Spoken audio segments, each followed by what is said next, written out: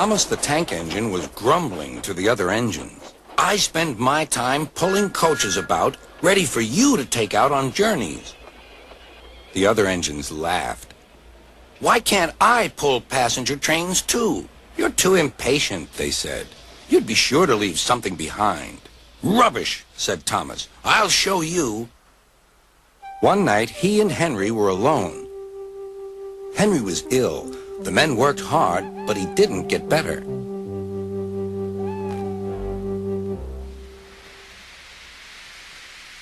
He felt just as bad next morning.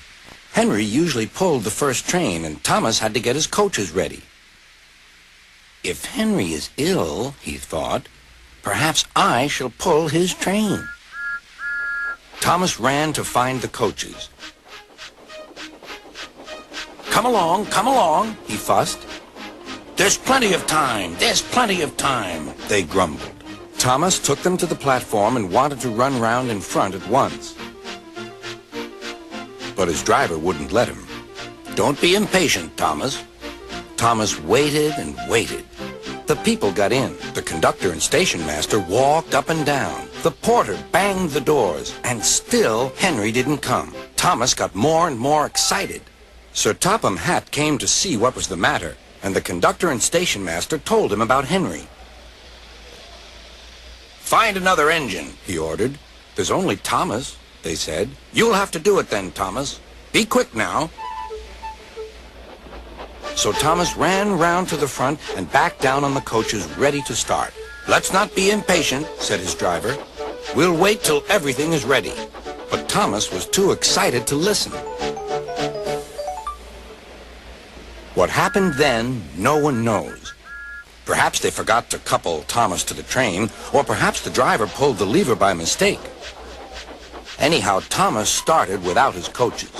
As he passed the first signal tower, men waved and shouted, but he didn't stop. "They're waving because I'm such a splendid engine," he thought importantly. "Henry says it's hard to pull trains, but I think it's easy. Hurry, hurry, hurry," he puffed, pretending to be like Gordon. "People have never seen me pulling a train before. It's nice of them to wave." And he whistled. "Beep, beep. Thank you." Then he came to a signal at danger. "Bother," he thought. "I must stop. And I was going so nicely, too. What a nuisance signals are." He blew an angry beep, beep on his whistle. The signalman ran up. "Hello, Thomas," he said. "What are you doing here?"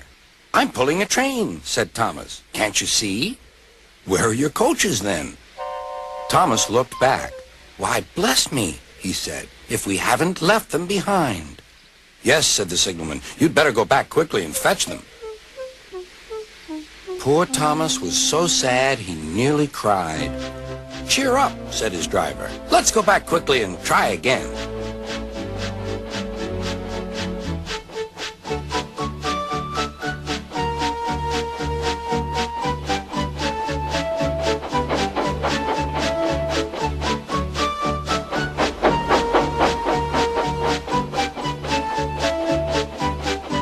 At the station, all the passengers were talking at once. They were telling Sir Topham Hatt what a bad railway it was. But when Thomas came back, they saw how sad he was and couldn't be cross.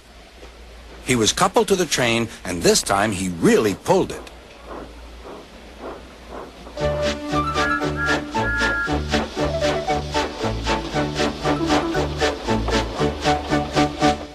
Afterwards, the other engines laughed at Thomas and said, "Look, there's Thomas who wanted to pull a train, but forgot about the coaches."